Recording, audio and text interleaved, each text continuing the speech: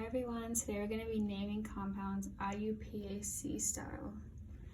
IUPAC is just what big girl and boy chemists do with their free time, assigning names to compounds, and that's what we're going to do today. So we've got some steps, and I apologize in advance if my camera keeps zooming in and out as I'm writing. I'm balancing it on my phone. So to get started, when we see a compound, the first thing we want to do is identify the longest carbonation carbon chain that we can find. And then after we find this chain, we want to number the carbons in order. And then circle the carbons and all of the chain. This just helps us identify the carbon chain and keep it separate from everything else. It'll just make the naming process a lot easier. And then the second step we're going to do is identify all of our substituents, sorry. I think of them as substitutes. So substituents are basically the extras, and these are the things that aren't in the carbon chain that are going to be named other things just because. Sorry, this isn't focusing. There we go. Okay, and then we've got C. We're gonna assign the lowest possible number to these substituents, and this just makes naming more efficient using the carbon chain. All this will make more sense once I actually draw it out for you, because when I first started these directions, I was kind of like, what? So, and then we're gonna assign prefixes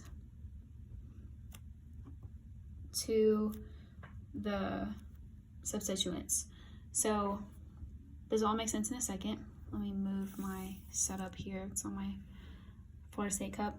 Okay, so I'm going to use an example, and I'm going to actually draw this out twice, and I'm going to use it as a teaching thing. So only one of these will be right, and we'll talk about why in a second. But we are going to start with the same compound, so it's purely for teaching purposes.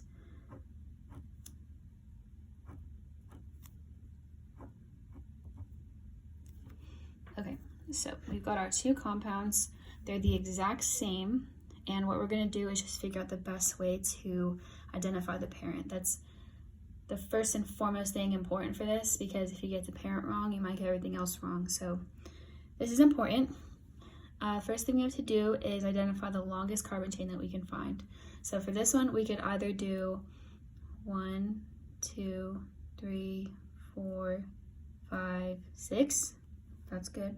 Or we could do 1, 2, 3, 4, 5. We want the longest possible chain. So that means that this one is a better option because it has 6 carbons, and this one only has 5 carbons. So we like this one, heart. We don't like this one. And I circled the carbons because remember that carbons are present at any bend or endpoint.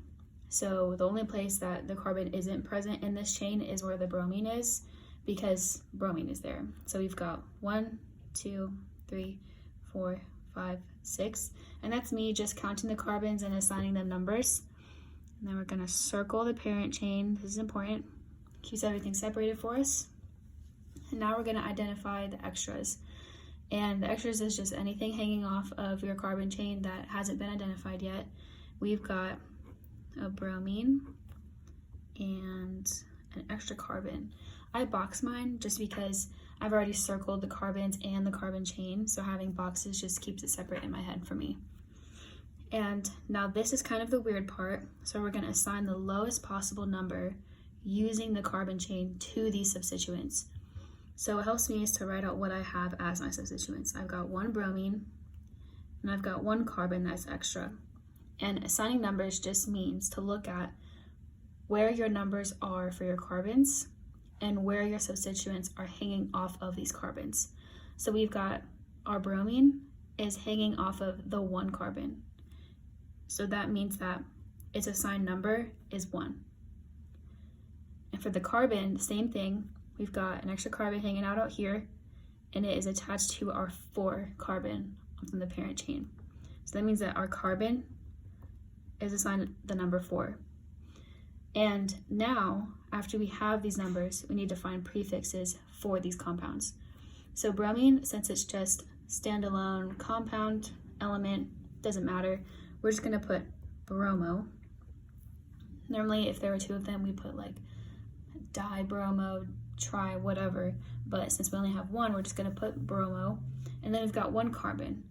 So to keep in mind with our carbon groups, we wanna assign them the magical like 1 through 10 numbers.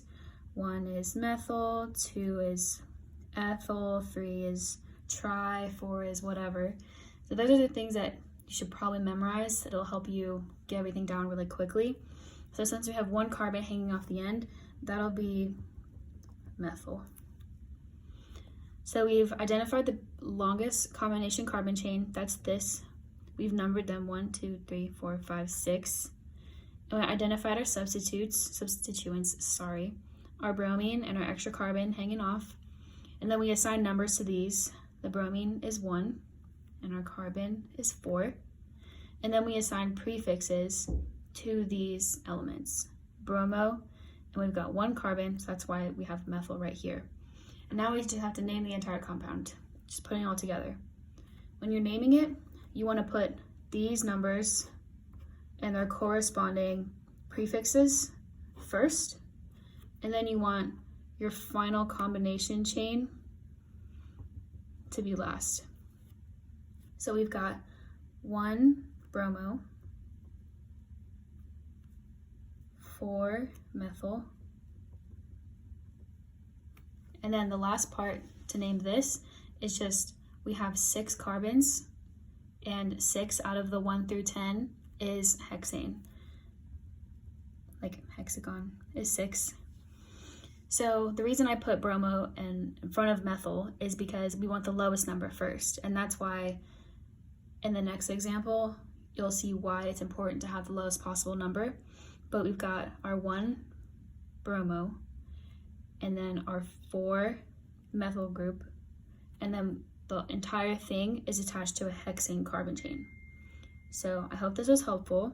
If you have any questions, just put them in the comments, and I'm gonna post 2 other examples in the next video that will make more sense and give you better practice and examples. So that's me. Hope this is helpful.